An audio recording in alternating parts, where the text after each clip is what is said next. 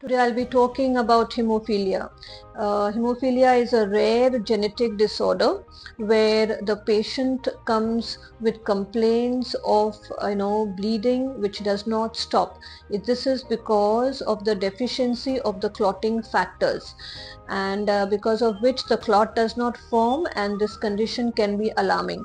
The bleeding can happen anywhere in the body. There could be from the oral cavity, or there could be bumps on the head which does not resolve to the treatment. It could also happen in joints, because of which the patient is not able to walk and there is too much of pain. So it can happen in the gut, brain. So it requires immediate assistance. It being a genetic disorder, there is not a complete cure which is available, but definitely with help of treatment and medication, the patient can live a normal life. So there are different types of hemophilia.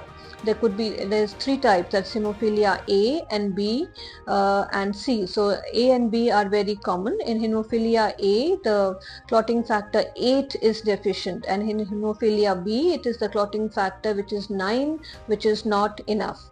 So, and the types also could be mild, moderate and severe. The mild and moderate cases many a time go unnoticed, except when there is a surgery where the patient, we see that he continues to bleed in spite of giving medications.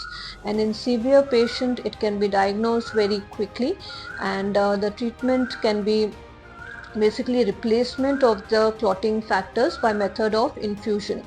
There is a method by which it is called as a preventive or a prophylactic treatment, where the clotting factors can be given to the patient by the means of infusion twice or thrice a week, so that the patient doesn't get into a situation where it's an emergency. So this is the treatment for hemophilia, and very important that it is a X chromosome linked disorder, meaning it is mainly found in males. The females are the carriers, but the males suffer more. That is, during childbirth, the mother gives birth to a son, and the son inherits this problem. So it's mainly found in males rather than females. So on this World Hemophilia Day, we would like to bring awareness about the symptoms, so that we can diagnose it quickly, and the treatment can also be provided immediately, so as to avoid any emergency.